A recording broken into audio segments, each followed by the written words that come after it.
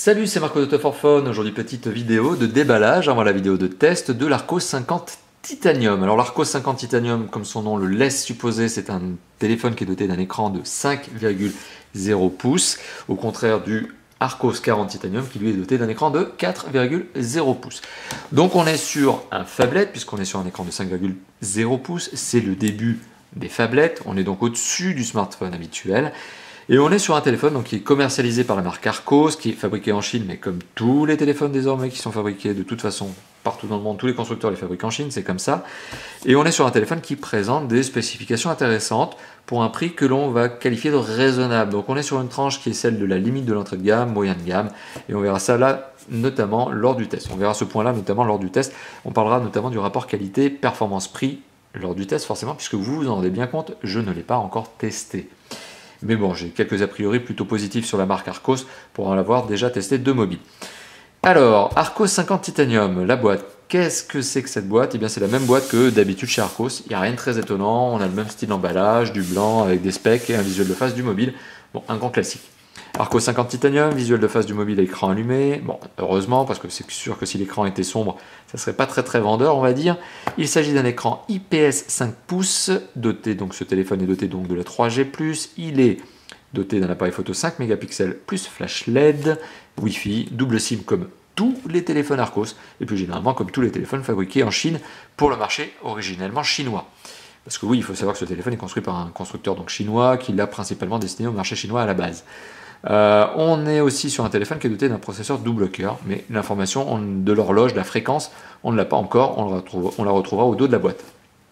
On apprend aussi que ce téléphone, et ça c'est quasi normal, est doté d'Android, ça il n'y a rien de très étonnant, mais qu'il est doté d'Android donc version 4.2 Jelly Bean, donc une version plutôt récente, même si la version 4.4 vient d'être bien tout simplement lancée. Alors, sur le côté gauche de la boîte, qu'est-ce qu'on retrouve? Encore de la spec, et bien ni plus ni moins que la même que ce que l'on a vu sur la face avant. Sur le côté droit, on a du visuel de profil du mobile, sur le dessous, de la belle mention légale, et sur le dessus, eh bien, du numéro de série, etc. Alors, au dos de la boîte, on retrouve visuel de face du mobile, visuel de dos du mobile, Arcos 50 Titanium, au cas où vous auriez oublié lequel de téléphone, justement, quel téléphone vous avez pris, pardon. On retrouve des Technical Specifications, avec mon très bon accent anglais, donc Technical Specifications, avec mon accent français. On retrouve donc le fait que ce téléphone est doté d'un Android 4.2.2 Jelly Bean. Là, il faut être précis. Il est GSM quadriband, donc c'est un bon point, mais il n'est que biband en 3G. Donc il est GSM, fonction téléphone quadriband, donc ça vous pouvez l'amener avec vous partout pour aller mettre vos appels et vos SMS, notamment et recevoir aussi. Mais pour ce qui est de l'Internet mobile, vous n'avez que 2 fréquences. Voilà, et il est 3G donc sur uniquement biband. Donc on a bien un écran de 5 pouces doté d'une technologie IPS, donc ça c'est la qualité de l'écran lui-même, c'est la techno, hein, ni plus ni moins, et il est doté d'une résolution QHD, Quarter HD, quart de HD, donc 960 pixels par 540 pixels, c'est un 540p. Le processeur est un double cœur 1,3 GHz, on a l'information donc, 512 mégas de RAM, voilà, donc un demi giga hein, si vous voulez le mettre autrement. 4 Go de ROM avec un emplacement micro SD qui permet d'ajouter jusqu'à 32 Go de mémoire. Appareil photo 5 mégapixels avec flash LED, une caméra frontale 0,3 mégapixels. On a du Wi-Fi, un emplacement micro SD, mais ça je vous l'ai évoqué, du Bluetooth 3.0, du GPS à GPS, donc ça c'est sympa.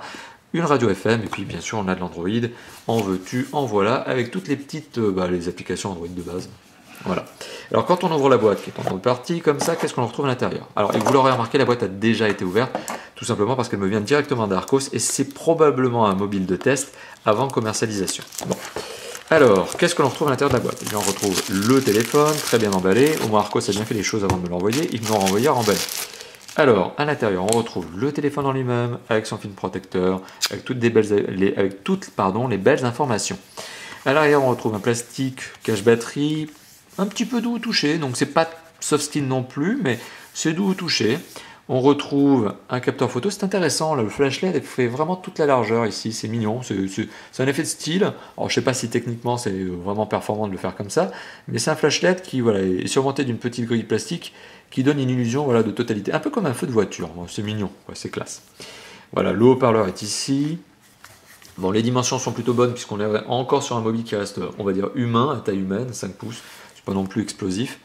Et voilà, on a un effet de style avec du chrome tout autour du mobile. Bon, c'est mignonné, hein, Voilà, c'est sympa. Donc le téléphone en termes de résistance à la torsion, plutôt bonne. Alors ce que vous entendez, c'est le cache batterie, forcément, parce que la batterie est sûrement pas à l'intérieur. Ouais, ça c'est sûr, avec le mot que je suis en train de donner, elle n'est pas à l'intérieur. Mais le téléphone présente, en tout cas sur sa face avant, moi, une très bonne rigidité. Là, je suis en train de forcer, vous voyez, ça plie pas. Bon, c'est bien. En tout cas, premier contact, là aussi positif, autant que ça avait été le cas notamment avec le 40 Titanium, puisque je vous l'avais montré aussi en vidéo de déballage, et ce 40 Titanium est aussi très sympathique. Alors, petit berceau en plastique, à l'intérieur duquel, alors sous lequel, pardon, on retrouve un kit piéton dans un sachet zip. Ça m'avait manqué les sachets zip, décidément. Alors, vous voyez, je galère toujours pour ouvrir la sachet zip, décidément, ça n'a pas changé. Alors, à l'intérieur du sachet, on retrouve un kit piéton qui présente la particularité, c'est à noter, si j'arrive à démêler tout ça. Ouais, bon là je vais y arriver, j'y arrive. Voilà, donc on retombe sur un kit piéton qui présente la particularité d'être doté de, tout simplement d'intra-auriculaires. C'est pas des écouteurs vulgaires écouteurs plastiques. Là, il y a bien de plastique certes, mais là, il y a bien un caoutchouc. Et c'est des vrais intra-auriculaires. Donc bon, aujourd'hui, je suis incapable de vous dire si la qualité du son est bonne, mais en tout cas, c'est bien des intra-auriculaires. On retrouve une entrée micro avec un bouton on-off. On retrouve une belle longueur de câble et puis un jack 3.5 dont là aussi je suis incapable de vous dire s'il s'agit d'un OMTP ou d'un CTIA, tout simplement parce que je n'ai pas, vous le savez, encore testé le téléphone. Voilà. Donc ça, je vous le dirai à l'occasion du test. Qu'est-ce qu'on retrouve d'autre dans la boîte? On retrouve un petit sachet zip, on retient encore un. Et vous voyez, je vais encore galérer comme pas possible pour l'ouvrir. Alors ça, c'est une note au constructeur, arrêtez les sachets zip, c'est juste insupportable. Pour les ouvrir, c'est la galère, c'est la misère systématique. Et puis, voilà, hein, hop, Arcos m'en voudrait pas. Je suis en train de déchirer les sacs. Je n'en peux plus. On retrouve un USB avec du micro USB. Hein, c'est un câble USB, micro USB pour la charge et la synchro. Rien de plus classique, rien de plus normal. On retrouve aussi, hop, un petit adaptateur secteur qui n'est pas dans un zip. Merci. Et qui présente aussi cette fameuse connectique USB. C'est un modèle Arcos, c'est la première fois que je le vois chez Arcos celui-là. Bonne idée quoi. Il a l'air plutôt compact, il est plus compact en tout cas que le 40 Titanium que j'avais eu l'occasion de vous montrer lors du déballage. Voilà, on retrouve forcément la batterie, hein, heureusement d'ailleurs. On retrouve une belle batterie de 2100 mAh. Alors je dis belle batterie parce qu'elle a des belles dimensions. En termes de capacité, 2100 mAh pour un phablette de 5 pouces. On va dire que c'est normal, c'est pas stupéfiant, mais c'est une bonne idée, parce qu'en dessous ça aurait été bête. En dessous de 2000 mAh, ça aurait été une erreur, hein, je l'aurais dit. 2100 mAh, c'est logique, c'est adapté. On retrouve aussi un petit adaptateur carte SIM, micro SIM, carte SIM classique, puisque oui, les Arcos, comme tous les doubles SIM, sont généralement, j'allais dire généralement, mais c'est même plus que généralement, c'est systématique, sont des doubles SIM avec des formats classiques. Alors là pour le coup, vous voyez, je vous ai dit une bêtise, parce que celui-là, cet emplacement numéro 2, j'ai l'impression que c'est pour une micro SIM, et l'emplacement 1, j'ai l'impression que c'est pour une SIM normale. Et ça, je vais le vérifier tout de suite. Ouais, on est forcément sur l'emplacement 2 sur une micro SIM. Vous voyez, j'étais en train de vous dire une bêtise. Donc oui, il y a bien l'emplacement carte SIM normale, qui est là pour la 3G, donc c'est la carte SIM 3G que vous allez mettre là. Mais oui, il y a bien l'emplacement carte SIM 2, qui lui est en micro SIM. Ok.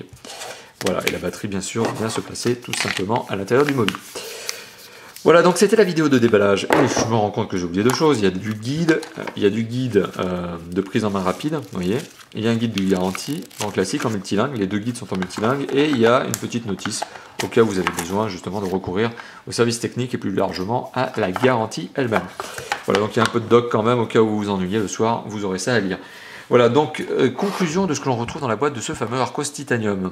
50 Titanium. On retrouve le mobile en lui-même avec sa batterie de 2100 mAh, protégé par un film plastique, protégé par un emballage plastique, posé sur un berceau en plastique.